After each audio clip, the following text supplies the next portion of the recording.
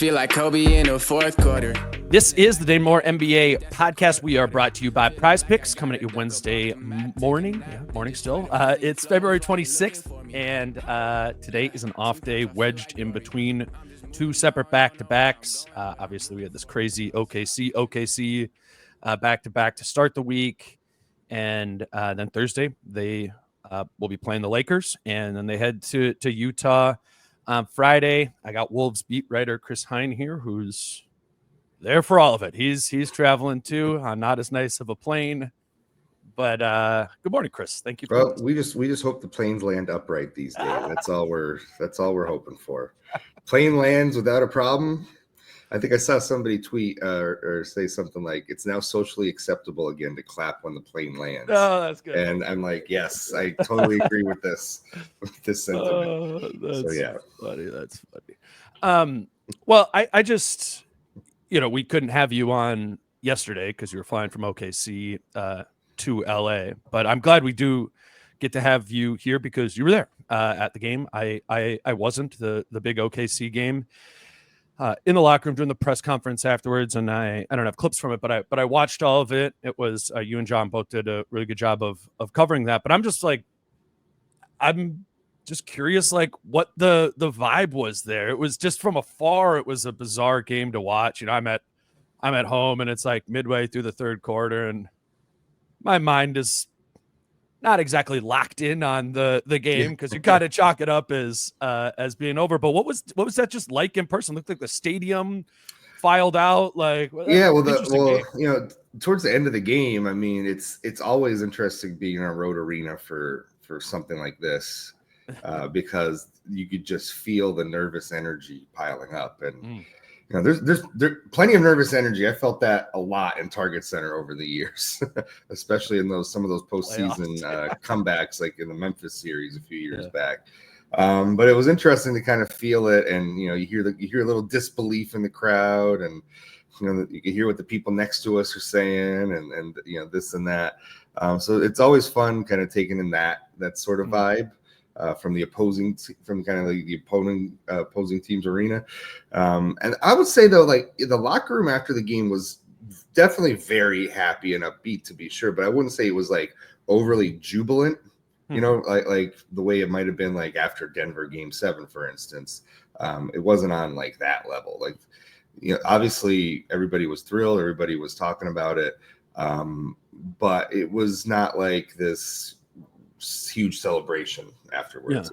It was a really good regular season win, and maybe they were a little tired too. Dumping water on them. No, none of that. None of that. Well, we even had like John and I. We were waiting outside the locker room, and one staff member came up to us and was like, "This was better than Houston, right?" And we're like, "Yeah, this was better than Houston from earlier in the season." Like, of course it was right. Of course it was better than Houston. So somebody on the staff was basically thinking, well, is this even better than Houston? And we're like, yeah, this was a better comeback than Houston. So yeah, dude, that was this was your best win. This was your best win of the season. Yeah, I mean, most memorable best win of the season. I can't remember any. I mean, you and I both been covering the team for kind of 7 years. There's not been any game that's rivaled it. I remember there was one game where Sacramento came back big time. Oh, I remember that game. Remember that game? That was the other way. But this was, this was an unprecedented.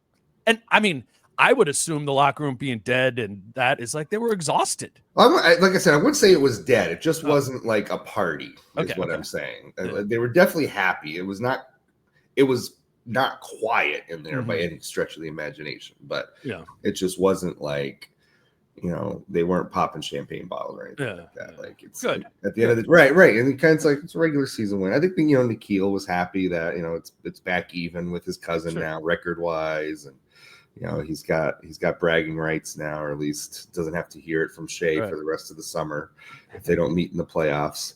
And but the rest of it, you're talking to like Jaden, and Jaden, as you know, and as Wolves fans know, is always even keel no matter what. Naz kind of the same way afterwards, and then Ant was Ant in his post game interviews, but definitely happy. And I think given the stretch that they're in, having this, instead of losing 3 straight coming out of the break, it just feeds a good energy for them to come out here to LA, not having lost 3 in a row with 2 days off out here to kind of sit with it. We've made a lot about the schedule, and obviously the schedule is going to get easier, but I think just in terms of navigating this busy stretch of games with a lot of travel, like they're in LA now, but over the next week, they're going to play 6 games in 6 different cities, and they're going to go from LA to Miami in that stretch. Like, that's a lot of travel. It's a hectic stretch. So to get a win like this, to just give you some wind under your sails as you navigate this tough part of the schedule logistics wise, I think was a big thing. Yeah, coming out to LA.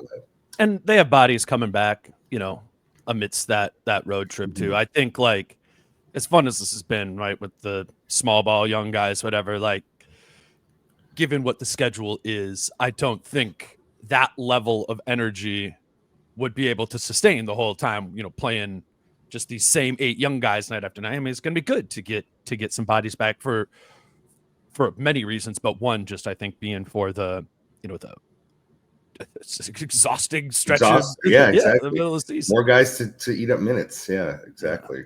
And we'll see where they're at later today. They'll have practice here in Los Angeles in a few hours, and hopefully we'll get an update. Dante was expected to practice today. I think that's going to be the first time he's practicing since his injury. So, we'll see. Let's clarify that, though, because some people think that means like he hasn't done anything. Yeah. Like full on, like participating in an organized team practicing. He's been working out and like, kind of small group workouts. Like I saw him doing, 3-on-3 work, and I posted a video of that the other day in Oklahoma City. So these guys, you just kind of ramp up your activity. It's like individual workouts, maybe 1-on-1, and then small groups, 3-on-3. And you just kind of ramp your activity level, contact level, conditioning level all back up until you're ready to play again. So it's not like, it's not like you go from nothing to like, oop, now he's practicing again. Yeah. Like there's a whole process that they go through sometimes. What about Julius and Rudy? I mean, I haven't been around the team. Does it seem like Dante is like first in line? I mean, if you don't know, you don't know. I don't know. That's hard to say on that front. I think Rudy's improving. We'll just see where he's at. Again, that'll be something I asked today, is if he was able to practice. Sure. Julius, unsure as well at the moment. But didn't it seem like when we got that injury update that Julius was ahead of Dante because he had been cleared for full 5-on-5 activities? Was what that release that was like a week ago, and Dante seemed like it was like 3-on-3 non-contact. Yeah. But yeah. You never know. Timelines are jumbled and sure. Everything's different. One day you wake up, you're feeling maybe a little sore than others. I don't have any intel on like how Julius is feeling. Well, I saw you tweet the Dante video, maybe a couple or you and other people, but like I've seen him out there. Yeah. And I don't feel like I've seen Julius out there. Doesn't mean he's not out there. You know what I'm saying? Like, yeah. But we will see. Follow Chris today. He will update you on whatever is going on there. I do want to say with the OKC thing, because I have been in the locker room many of the other times after they've played Oklahoma City, and do you remember last year? Wasn't it last year where they lost every game to the Kings or something like that? And we were they lost to the Kings a lot or over the last couple of years. I think.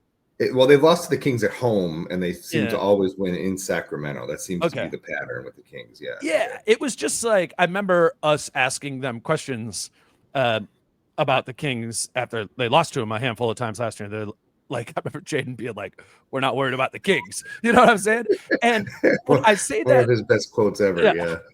I say that to bring up. It's like not as directly or a specific quote, but I have always kind of got the sense with OKC, not that they like don't respect them, but there is never similar to the Kings where they're like, well, they're at least on our level. It's not, this isn't like something we have to reach to. It's not like we're, they feel like it's the 96 Bulls that they're having to, to play in there. They have a confidence against this Thunder team. And obviously that's been evidenced by, winning the 2 games and the way they confidently played there.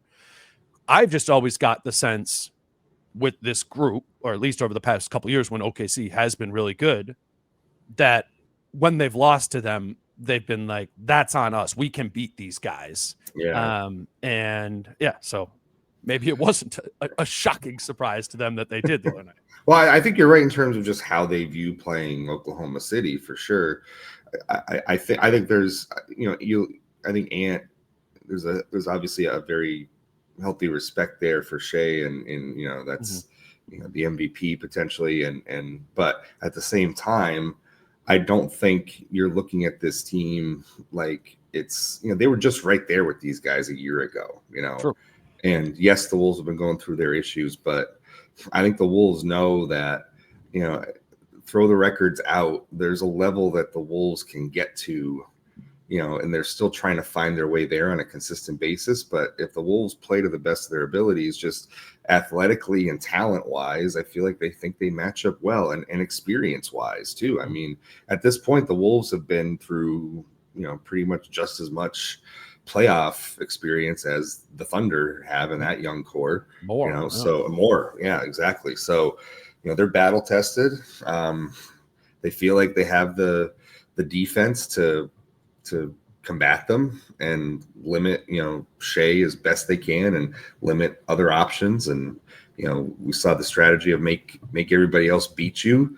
Yeah. And you get in a playoff series like that. And, shots start clanking off the rim and teams are forced to get out of Shea's hands. And, Alex Caruso or the other Jalen Williams, the bench player Jalen Williams are shooting threes with 2 minutes left in the game, and all of a sudden it's like, yeah, there's your formula potentially for beating OKC. Now they're a smart team, they're a smart organization. Dagnall's a smart coach.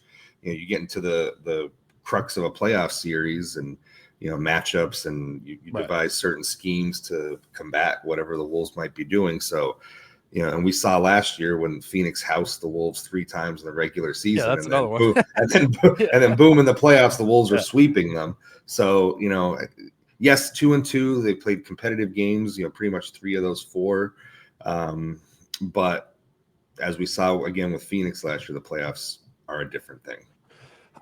Britt and I talked a little bit about the defensive formula that you mentioned there yesterday. The Wolves played like a 2-3 matchup zone. The top 2 guys just of a 2-3 basically just went up to be the trap with a baseline back there. Worked really well for the reason Chris laid out there and that Finch laid out in the post game about taking a bet on forcing other players. I liked how Finch put it. He was like taking a bet on other players, not necessarily that are bad shooters, but guys that just hadn't had the ball very much in that game. Just make them be the one, because we know like the Thunder have like those guys are shooting really high percentages this year. Like they're not quote unquote bad shooters. They're just guys who hadn't been shooting a lot that night. I saw the Finch post game thing with you. What about the defense specifically, that defensive formula? What did any of the players have anything to say interesting about that in the locker room after the game? Nothing out of the ordinary. I think Ant just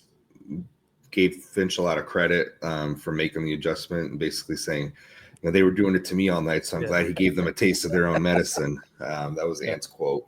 Nothing really much. I mean, it's just I commend the defense in that situation, because to execute that defense, you had to fly around late in a game on a back-to-back with travel, and like that, the whole key to that defense was trying to double Shea and then recovering behind it as best as possible. And they did a commendable job. I mean, there were some times OKC just flat out missed open shots. Right. They got open looks and they just missed them. But for the most part, I thought the Wolves did a great job, and they contested at the rim without fouling. Like Terrence Shannon Jr., I think one of the underrated parts about his night was that he had 2 huge kind of blocks/strips near the rim. And they I think did a great job just finding the energy, finding the kind of the fight and the grit to just pull out that strategy and not give in when you're down 16 with 3:40 left, and to actually go out there and try to win the game. I thought it took a lot of just mental and physical strength to execute that. There was, to the fly around point, there was one possession with 40 seconds left in the game. I kind of have it up here on my iPad, where The Wolves are still down 118 to 121. They put 2 on the ball on Shea, swing it over, and it's Aaron Wiggins misses a corner 3 in the right corner. Mm-hmm. And Rob Dillingham is on the back side of the opposite side of the 2-3, right? He's in the left corner there. And they put 2 on the ball, and Rob sprints from the left side to get out to the right corner to contest that Aaron Wiggins 3. And there's 40 seconds left in the game, and the Thunder up by 3. And if Wiggins just hits that 3, that is over. I mean, that's going to be really hard to make up 6 points there in 40 seconds. And, it wasn't like Rob didn't like block it, but he was there and he sprinted there. And that's the whole idea behind fly around, right? It's not necessarily that you're going to block the shot or you're going to get the steal. It really is kind of, that for playing basketball, right? When you're like lined up for an open 3, but somebody's just like sprinting coming at your chest. Speed, yeah, man, you're not making that shot at the same clip. And I just, I actually found Rob to be a really encouraging part of the fly around specifically. Terrence has got the rebounds, the tips, the blocks. Jaden and Nikhil at the top, Naz being active, but Rob was out there for that whole zone time there, and he knows that's part of the requirement, and I don't know if that hadn't been harped on all season, like Rob, you got to do this, Rob, you got to do this, Rob, you got to do this. I don't know if he does it right. Maybe not. The thing that I've just thought about Rob's defense most of the season is I don't think it's ever really been for a lack of effort on his part. I think you always see him trying on defense. Now, that doesn't always mean he's going to be successful, and sometimes he just, as Finch would say, run out of size, sometimes in matchups, right? But he's always given, I think, 100% on the defensive end of the floor, despite whatever limitations, or if it's a mistake, it might be a game plan mistake or a mental. But in terms of the physical energy, I don't think you've ever seen him not give the physical effort. So that's always there. Those were just huge contests, huge moments in the game. He got downhill, got that layup, I think with like 1:20 or something like that. Big moment in the game, big bucket. It was I think a big confidence boost just for him, given the week or so, that it wasn't a great set of games. 48 hours, dude. Right? Exactly. Yeah. I mean, a great set of games. He'd been in the game at that point since there's 4 minutes left. He'd been in the game for about 15 straight minutes at that time when he sprinted across the floor full speed to contest that win. He looked exhausted after the game. I'll say that. He looked tired. He looked really tired after the game. Yeah. I think to your point, I think it's probably because he did play like 15 straight minutes to close the game. But and then he came back into the floor. He looked the most tired of anybody in the locker room. Okay, that's interesting. After the game, yeah. That's interesting. Let me grab our first break here. Today's show is brought to you by Your Home Improvement Company, and if you have a home improvement need, would love it if you reached out to Your Home Improvement Company, 866-777-YHIC. You can go to their website, yourhomeimprovementco.com. Poke around there to see what they're doing. But really, if you have any sort of home improvement need, Your Home Improvement Company is certified local professionals, and all their work is backed by a lifetime warranty. They do have their 30% off a bathroom renovation deal going on, and they do have 50% off windows. Buy 2, get 2 free, buy 4, get 4 free deal going on as well. So as spring's coming around and you're feeling like you want to have a home improvement need taken care of, think about Your Home Improvement Company. It's 0 money down, 0 interest, 0 payments until 2026 on any work you get done. Again, you can contact them by calling 866-777-YHIC or going to yourhomeimprovementco.com. Your Home Improvement Company, where it's your home made better. Also brought to you by Prize Picks today, and I was just looking at the board of NBA games, and I was like, oh, the Thunder play. I was like, I bet you Shea comes out with a vengeance in this game. They play Brooklyn. They've had a night off. So I was trying to put one together for that game. You could juice up Shea's points plus rebounds plus assists to get up, a higher payout. I did that to have him be more than 51.5 points plus rebounds plus assists.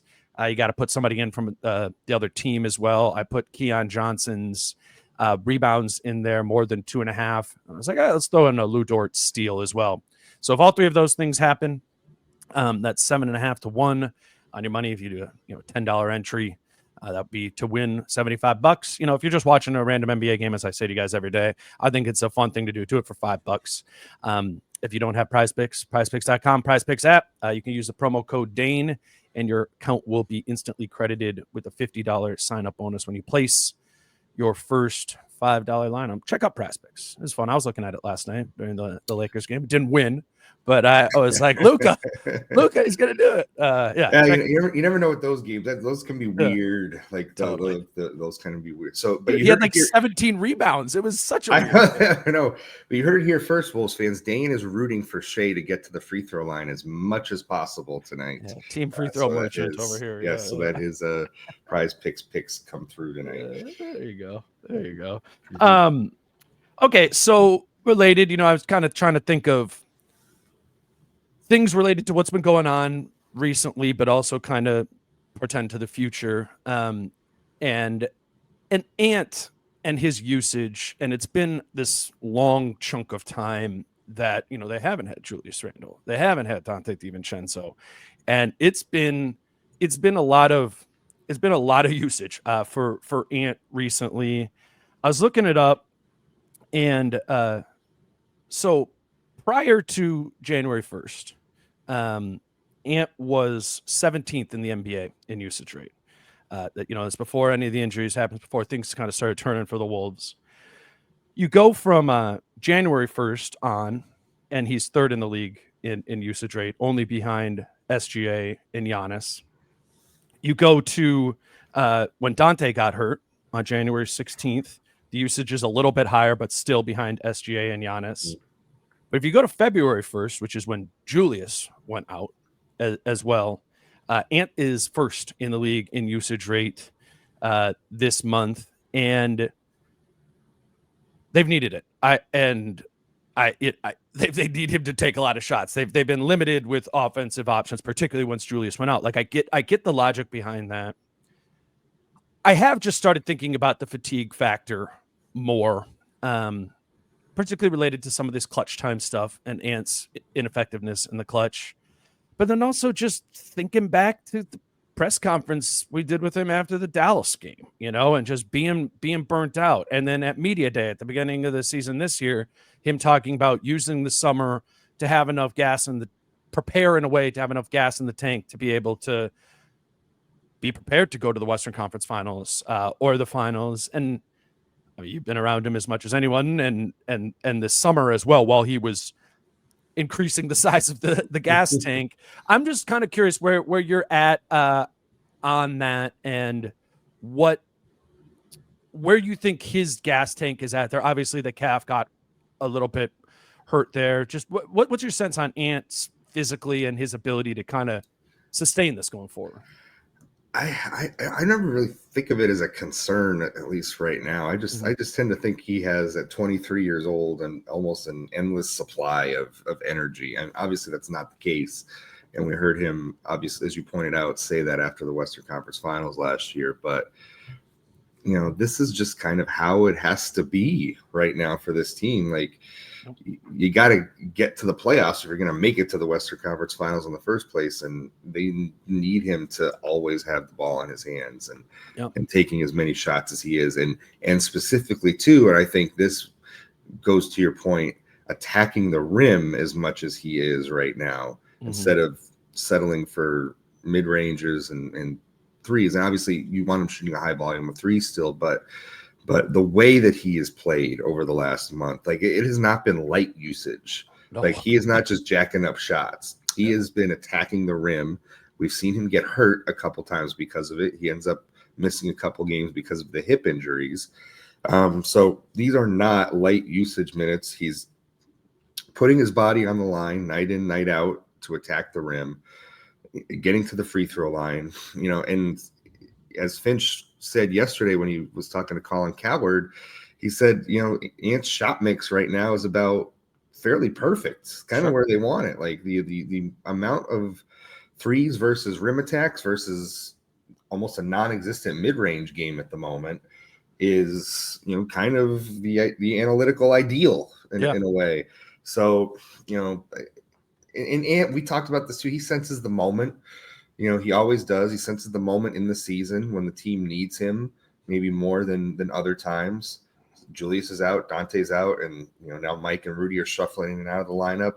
And if you're gonna win, if you're gonna beat Houston at home, if you're gonna beat OKC twice, like you need Ant to play at least somewhat well. And I know he struggled the other night against Oklahoma City, but comes up with the block at the end with the bad calf, as he was saying in the hallway afterwards.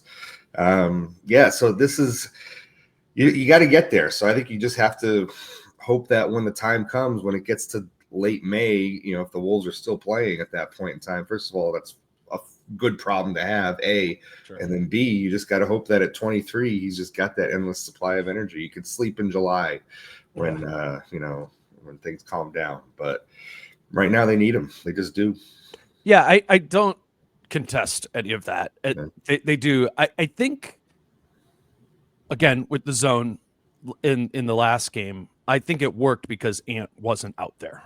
I think having both it be Nikhil and Jaden at the top is what made it work. That the goal of that thing is be a wall. And when Ant was out there before he subbed out with the calf, Shea was splitting the wall. And I'd say that to be a micro example of what is a clear trend of this season is that Ant's defense is dropping. If you look at the numbers in a pretty precipitous way, again, I get it because they do need the offense, and I'm not even saying this is necessarily like unacceptable. It's just a recourse of the usage. I think is that his defense is dropping. I was looking at his defensive estimated plus minus throughout his career. His rookie year, obviously, really struggled defensively. He was learning concept. He was 15th percentile defensively. Mm-hmm. Second season, that's the Pat Bev Vando year, right? Jumps up to 72nd. We're like, oh, okay, there's a two-way player in here for sure. Mm-hmm. Rudy comes, first Rudy year, jumps up to 86th percentile. And we're like, yep, this is a really good defender. If he commits to it, could be special. Then last season, it's even better, goes up to 87th percentile. And now this year, it's at the 45th percentile. And it's dropping off. You can look at individual defensive rating on the Wolves. It's not as strong. Obviously, the defense as a whole isn't as strong. But I think a big part of it is not having the cat element offensively to take a little bit of energy, offensive burden off of him, or even now not having Julius to take off some of that, or DiVincenzo can create his own shot. Just Ant's large. I mean, Jaden and Naz are starting to show you some self-creation, but pretty much for these 20 games that Dante's been out, Ant's been the primary 80% of the individual creation. And I just want to note that that's coming at a cost defensively to some extent. And it's a reason, as I think people are somewhat, this is going to be good bringing these guys back. Obviously there's going to be collisions of style and usage and all that sort of stuff when you start reincorporating Gobert and Randall and DiVincenzo.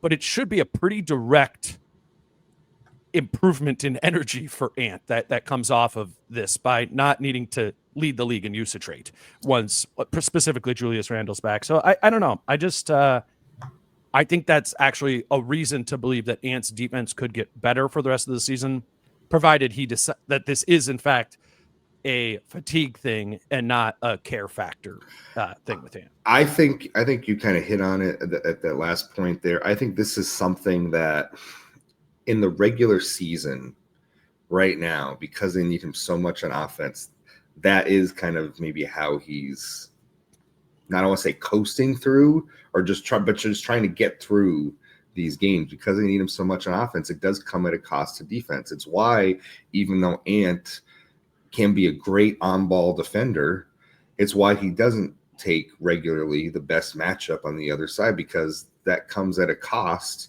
One side of the floor comes at a cost to the other side of the floor. It just does. That's just life in the NBA. And to your point, I think that's something that if you ramp it up come playoff time and you're like, okay, it's go time now.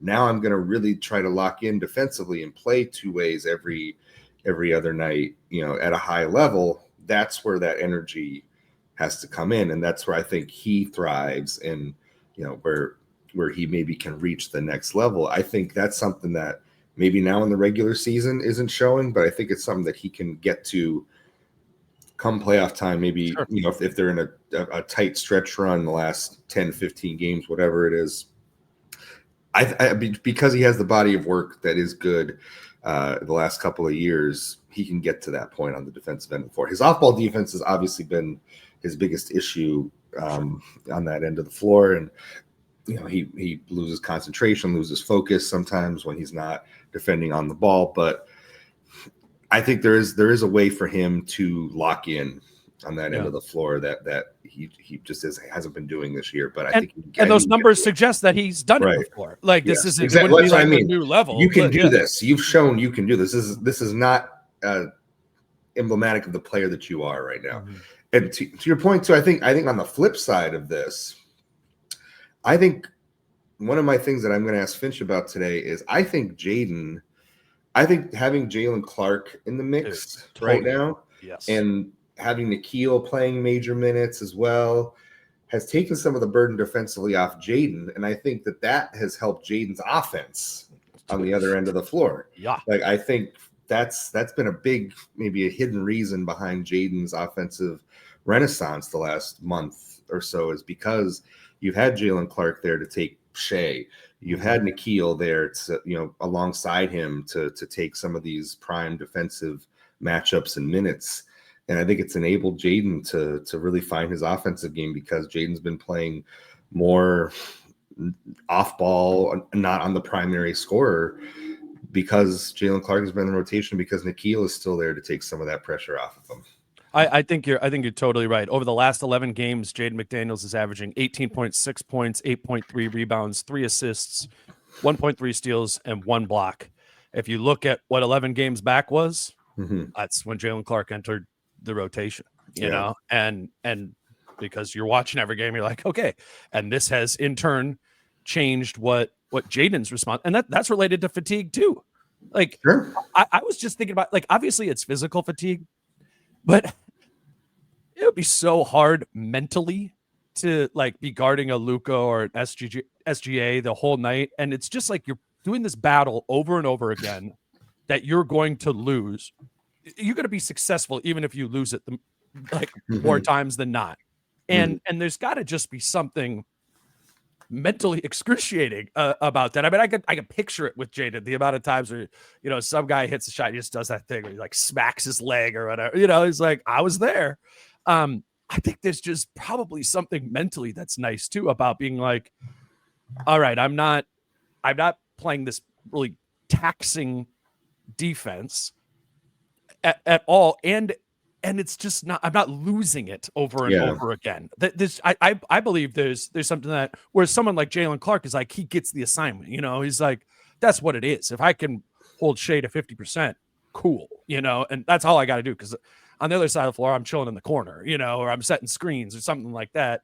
For Jaden to take on that tax plus be asked to be a 15 to 20 point a game scorer, like that's it makes sense to me that he wasn't doing that before. And that if you put him back into 35 minutes a game of guarding the point of attack, you probably won't get this same offensive production on the other side of the floor. And of course, you're not going to get that because other pieces are going to come in too. But just like in a vacuum, I don't think you would either. So yeah, fatigue factor, not just related to Ant, but again, something that's going to kind of be taken care of as they add 3 30-minute a night guys back to the rotation. I did want to you and I both tweeted about this as we saw Jake Fisher, who writes for the Steinline and works with Bleacher Report. He reported that Naz Reid is not picking up his his player option. You and I both know Jake. I'm not coming at Jake. I think Jake's actually has a really cool story as a reporter. I mean, of how he's kind of built this thing, and he's just, that's what you do if you're a national reporter. You're looking at the free agents, and you're trying to, particularly at this time of year, trying to figure out who's moving, or potentially moving. And he reported that Naz Reid's going to opt out of his $15 million player option, and both you and I took to Twitter to be like, shocker, right? It's not, again, this is nothing against Jake's report. It's the reaction to it that I've seen, where I saw some people commenting like, they trade Cat and now they're going to lose Naz and they're going to blow up the team, and it's like, no, that is not the reaction. Like, that is not. This is like standard operating procedure here. Like, Naz Reid signed a contract 2 years ago with a player option for that third year. He has improved over those last 2 years, and the value of what he brings is now more than what his contract would be for next year. So of course he's going to opt out of that. Even it doesn't mean he's not going to re-sign with the Wolves. Yes, it's just a business move. I also think, and this, that when he was a free agent 2 summers ago, and he was unrestricted free agent, he was being pursued by other teams. The Cavs, namely, were going after him, and we made this big deal about Naz taking less money from the Wolves than he did the Cavs, which is true. But when I was asking around about that, part of the reason was he wanted to. There was an advantage in his and his agent's mind of taking a shorter term deal, so as to get back out there after 2 years, if things were working well, opt out of the player option and get paid. The player options for 15, lock in a longer term deal at a higher, maybe significantly higher average annual value. Like, this has been in the works for 2 years that this was going to be the thing there. So I just wanted to point that out. And the thing that I tried to say on Twitter yesterday was Naz Reid is very much a high priority for this front office. Like, this sort of Ant, Jaden, Naz kind of core here is very much a thing for the Wolves moving forward, and what they're going to try to build in future years here. So they place the front office loves Naz. It's a high priority when he does opt out to re-sign him. Like, I see a lot of the worry. I understand that this is the fatalism of Minnesota sports fans coming through, the fatalism of Wolves fans, but obviously you never say never. Free agency could, it could take twists and turns, but just know that, like, the front office values Naz and having him in Minnesota a lot. Like, it's just, he's been a great fit on the court. He's a great fit off the court. He's everybody loves him. He's a great teammate. People around the organization love him. Obviously, the fan base loves him. Like, it's been such a mutual love fest between him and the fan base and the team. But he is due to get paid, so they are going to have to pony up and pay him. Right. But I think they're prepared to do that, and as you've outlined, they will be likely to do that with the second apron jumping and Rudy taking less money on his extension. Yeah, it's more about him and Nick. I mean, if he's a priority and the priority, and a priority more than Nickeil Alexander-Walker, they can get that done. Yeah, that's not going to be an issue. I mean, we don't know exactly what that number is, and I will say, to the fatalism or whatever, the fear out there. And I get this part, like, Julius Randle's under contract for next season too, and you would understand Naz wanting a starting spot and those sort of things. Like, I get part of the fear of that. I do think a lot of that is warranted. I just think some of the context points that you're bringing up organizationally, context point I brought up about they signed this type of contract out of design a few years ago, is a signal. The question to me is trying to nail down an estimate for what that number is. And I see, when you look on Twitter, people throwing it out there in like 30 mil a year or whatever for Naz. I remember I did, like, back in December, just texting around a handful of people, and I brought up the Jalen Johnson contract as like where do you see not, like, how close to Jalen Johnson's contract in Atlanta will they get? And Jalen Johnson signed a 5-year, $150 million deal, 30, is how that is shaped. Because I kind of thought about that as, a ceiling for what Naz could get. And I remember when I did this and I was asking him, I should do it again now that Naz has been played a lot better. But this was like, I don't know, probably December, early January, or something like that. I was asking people and they're like, no way, 30 million. Yeah. These are on other teams, just citing the cap environment. It's just not going to be a pure market in that sort of way. Like one person was like, maybe if it wasn't this CBA and there was more teams with cap space, you could see one team just shelling it out, throwing the money out there. Yeah. But again, and I don't know what does an awesome January and February do to impact some of this. I don't think it's gonna be 30 million. I agree. I agree because of the cap environment. Yeah. First of all, there's going to be a limited number of teams that are even able to offer that in the first place. One. Number two, are they going to prioritize going after Naz Reid with that money?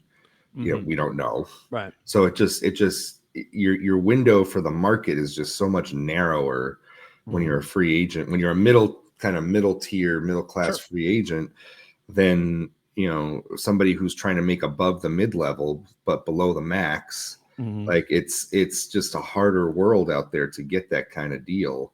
And the way you get that kind of money is you re-up with the team that you're with, because they're able to sign you to that money, whereas not a lot of other teams are. Yeah. And your market is just restricted. So yeah, and to be totally clear, it's like he could be signed and traded. Like there's not going to be a lot of teams who could throw him that 30 mil just in cap space, right? There's a lot of teams that could throw him the mid-level exception, but we know he's above that. That's 14 a year. So the other route that teams could get him is a sign and trade. Now those teams still need to internally be weighing in, adding on $30 million and how that's going to impact their own apron situation. But it's also like, to do a sign and trade, if you're the other team, you got to trade pieces back. Right. You know what I'm saying? So it's like, you want to do a sign and trade for Naz Reid, and it comes really at the cost. Naz Reid, yeah. If it's going to cost you like a protected first or a handful of seconds in that sign and trade, that's another market depressing factor there as well. Ultimately, this is going to come down to what are these last 25 games on top of the previous 15. What is the second half of Naz Reid's season going to be? In the playoffs too. And great point. Yeah, that's a big one. But I wouldn't go all the way to 30 yet. Is just my read. I think it's just easy to throw out that number because I think when you're on Twitter and you're a fan, like you're not really taking into account the new cap environment. Like you're probably thinking a lot of under the old cap rules, and it's just a different landscape. Teams are more methodical. Teams are more careful, I think, maybe with how they're spending money, especially that kind of money. For sure. That behavior is out there, Claire. There's way more caution. Yeah, absolutely. There's way more caution being exercised by teams now. And so, but I think that works to the Wolves' advantage, obviously, in the renegotiation, because again, they are one of the only teams that could say, well, Naz, we can pay you. And, all these other teams can only offer you the mid-level or whatever, we can go above that, but we're not going to go crazy. But I think they'll. This is just my gut now. I think they'll find something that works for everybody. Yeah, I think we haven't had Tim Connolly on the record, but he's talked glowingly about Naz in the past, and I think when Tim, as he showed in Denver, as he's shown here in Minnesota, when he likes a player and really feels like that player is a piece of the future of the franchise, which he's indicated before, he tends to get things done. Yeah. So we've seen it time and again, whether it's re-signing Mike, whether it's finding an extension with Rudy, when he usually likes a guy like this, he finds a way to bring him back. And it's been in the works for a while. That was the Rudy extension was in the works for a while. The Mike extension was in the works for a while before those things happened. And like if you're thinking, well, why haven't they just given Naz an extension yet? That's more CBA stuff where Jaden too, by the way. Yep. That's Jaden in there, like Jaden. Yep. They just couldn't give Naz an extension right now at his market. Like they couldn't have done that mid-season. He's restricted to 120% of his previous amount of money, and he's going to get more than 120% of his current money. So that's going to change. I just to last thing on it, the max of what Naz could get is 25% of the cap. That's what the max contract is. And we did see players who are starting that next year. They signed their rookie max extension. That's Cade Cunningham, Evan Mobley, Scotty Barnes, Franz Wagner. They signed that 25% max, and that's 38.5, just as context. So the ceiling here of what Naz even could earn is 38.5 starting salary for next season. And just if that's the ceiling, I do think, as much as we like Naz and maybe we see the value in it, I just don't think the market is going to push his actual value to that point. But again, we will see on that. Just wanted to note, no need to freak out about the Naz player option. He could leave. I'm not saying he's not. There's right. You never know. You never know. Right. But the player option thing is a non-newser. It's not. That's not news to the situation. I was reading your mailbag this morning, and the two things. I like the airport rankings, but that might be more of a me and you conversation. I was kind of out of ideas for that part this week, and I was just like, what? I haven't done airport rankings. Let's break them out. Airport rankings, it is. Yeah. We'll talk about them. I could contest a few. Sure. I really like the. We've been talking about this, but I thought you really laid it out well. The young vets on the team, the Ant, Jaden, Naz's. Showing these young rookies the way, and just reading some of the quotes from Jaden and Nikhil, you quoted in there too, and Ant. It was the first time I'm really like, oh yeah, these are young vets, and I don't know exactly what makes you a young vet, but one of the things is once you start mentoring players younger than you, it's like or less experienced than you, and I think I thought that was awesome and cool to see how Jaden, Naz, Nikhil, and Ant really are, paving the way for Terrence Shannon Jr., Jalen Clark, Rob Dillingham, and that young group. So if you want to tease that a little bit, I thought that was cool. Yeah, I think it's kind of a cool dynamic that's emerged on the team this year, especially as Rob, Terrence, Jalen have entered the rotation and are playing more, and their minutes are more. They fluctuate kind of maybe on a night-to-night basis, especially with Rob, as we've seen, based on how they're doing, based on their attention to detail and things like that. But I think one of the things that stood out to me was, these guys are not just trying to be like positive, supportive teammates to these guys. They are trying to help them understand what they need to do to get to see the floor, to stay on the floor, and just live life in the NBA, And I think we've seen that with Ant and stuff that he said about Rob before. And I threw some of the quotes in there when I asked him about it in Houston the other night, kind of coming off of that rough night for Rob in Houston. I basically just asked Ant, like, what do you say to Rob? Like, a tough night, he gets benched. Do you say something to him? How do you handle that? And he's like, I talked to him and he brought up a story about, he's like, one of the best guys I ever went up against in Atlanta was Marshawn Brooks. And, he was a great college player, but, was in the league for a little while, but, 5-6 years maybe. And he's like, not that's like a huge cautionary tale for Rob, but it's like who you were before, coming into the league, number 7 draft pick, wherever you're at. That stuff goes out the window at a certain point, and you gotta make it, in the league somehow. Like the recruiting rankings, the lottery pick status, all that stuff. Like once you're on the floor, it doesn't matter at a certain point. You got to put up and you got to produce and you got to pay attention to detail and be defensively sound and take coaching and all that stuff. And I thought it was very interesting. And Jaden said the same thing. It's like, you got to point out when they're messing up, because they're not going to get better. And they don't just leave that to the coaches, they do it themselves. And I think that this is one of the things with, I think, Chris Finch's tenure here that fans don't necessarily see, that what goes on behind the scenes is there is this culture on the Wolves of being able to tell each other when you're wrong.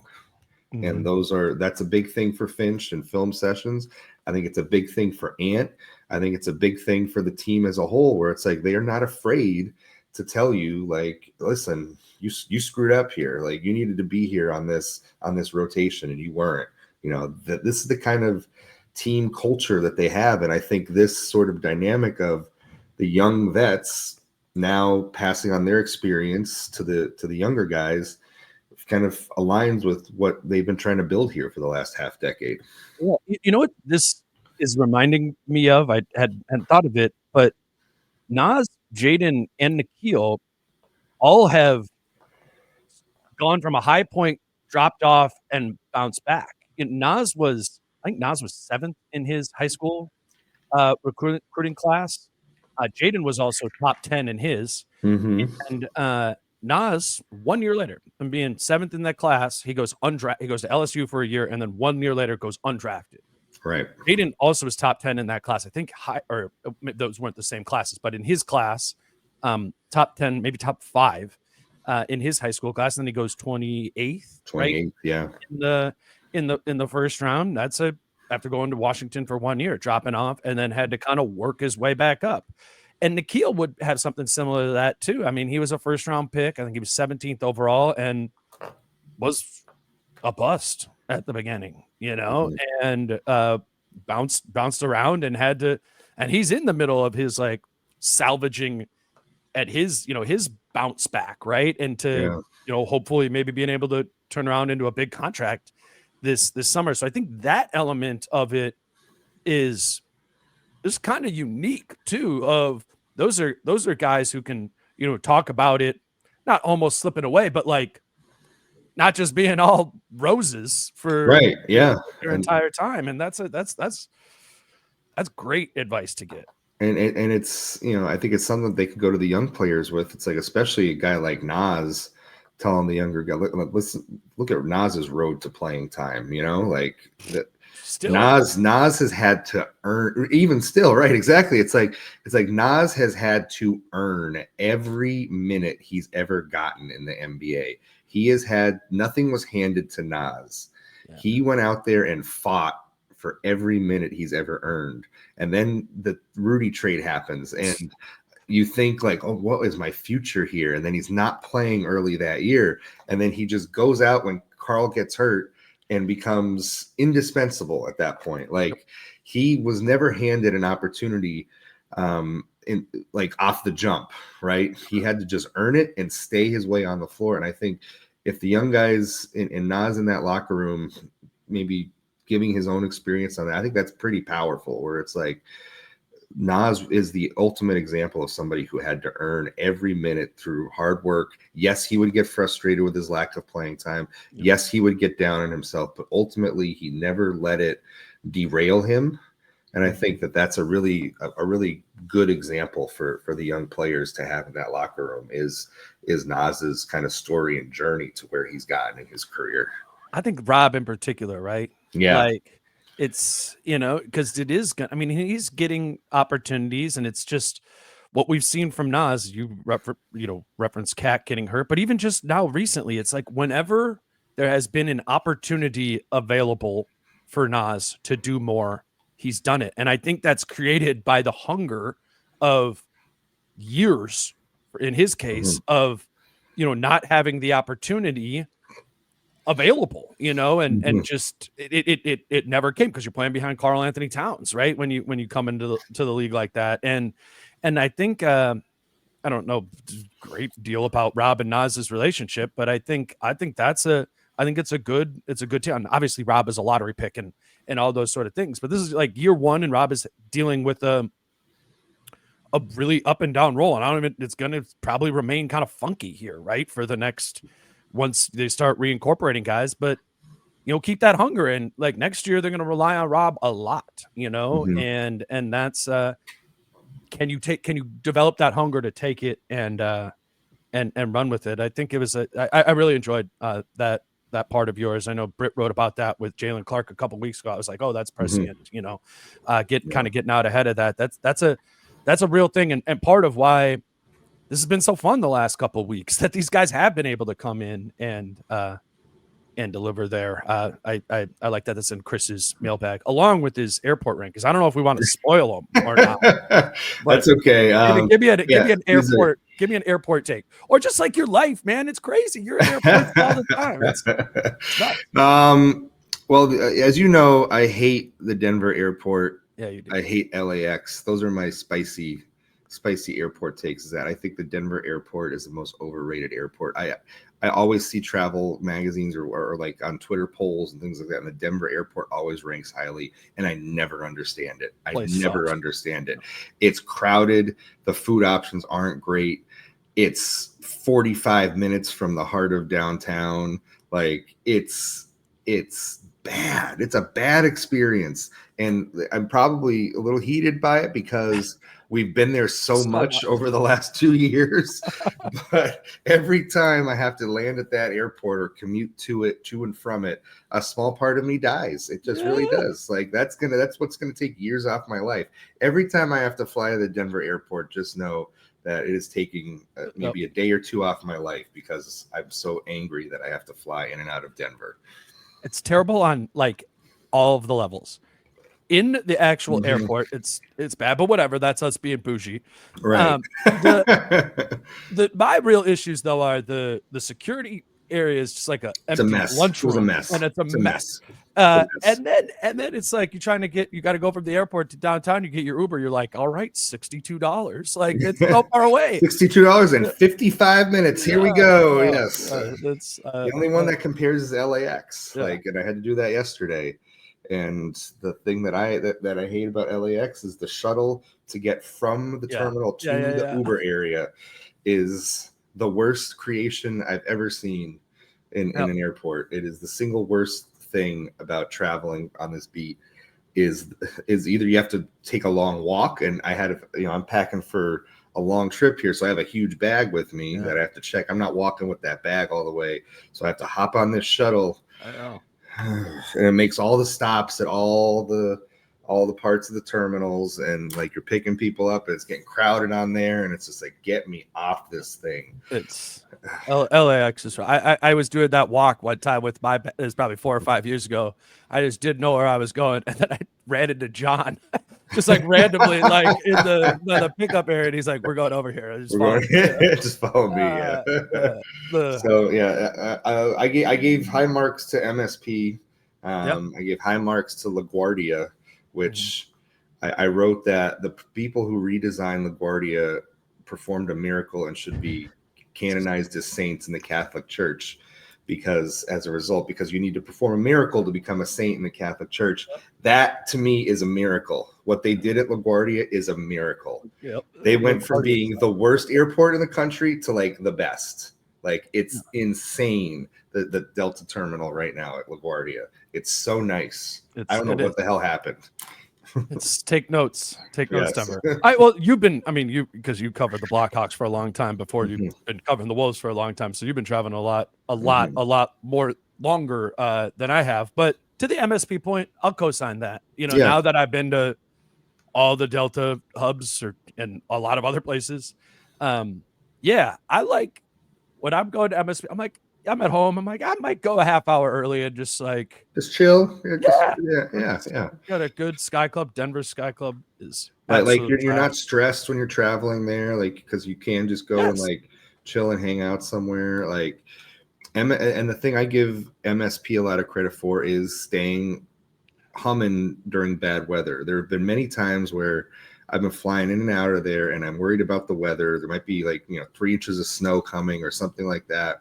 But it doesn't shut down the airport. They always keep it moving, and I commend the workers and everybody there for not letting the weather really bog it down. at MSP. Like, it takes a major. Obviously, if there's like a major storm coming through, you can't help but get affected by it. But a little bit of bad weather here and there, they never seem to really let it bother MSP. Whereas, like anywhere else, any snow, you're delayed. Like that's it. So for sure. Kudos to how they operate and run things there, because I enjoy that. And yeah, it's, if you get the one of the big things for me is like, if you get delayed at an airport, what is the experience like on your delay? Like, and at MSP, I feel like there's plenty of spaces and places that you can go to kill your delay. Mm-hmm. So, and it also gets high marks for proximity to the heart of the cities. So, whereas it's not Denver, perfect there. It's not perfect, but it's not terrible. It's not Denver. It's not Denver. It's not terrible by any stretch. Yeah. We've been telling you about Chris's newsletter on here. I would for you to sign up for, do that. I also just wanted to. I mentioned this yesterday. It was cool. Obviously, an awesome game. It was really cool to read you and Jace and John and even Britt wrote a gamer off of that one, because that's what he was writing his column. It was really fun to read how each of you distilled that game, and knowing each of you well. I was like, oh yeah, this is where Jace would go with this. This is where Chris. It was. I really. I obviously think you guys are all doing a great job on that, and so about Chris's game coverage. You've been reading his game stories forever. The newsletter thing is cool and has things that you would never find in his game stories, like airport rankings in there. Free to sign up for.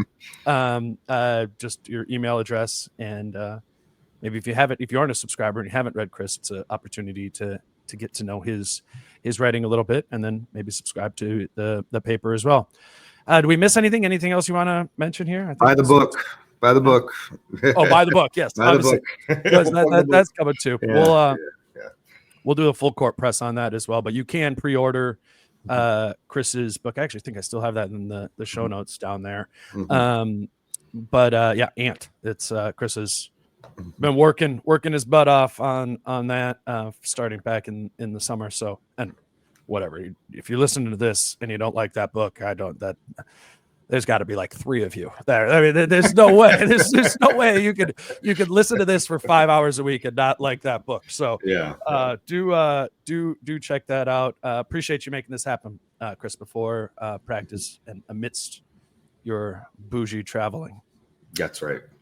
All right, he's Christopher Hine. You could follow him on Twitter at Christopher Hine.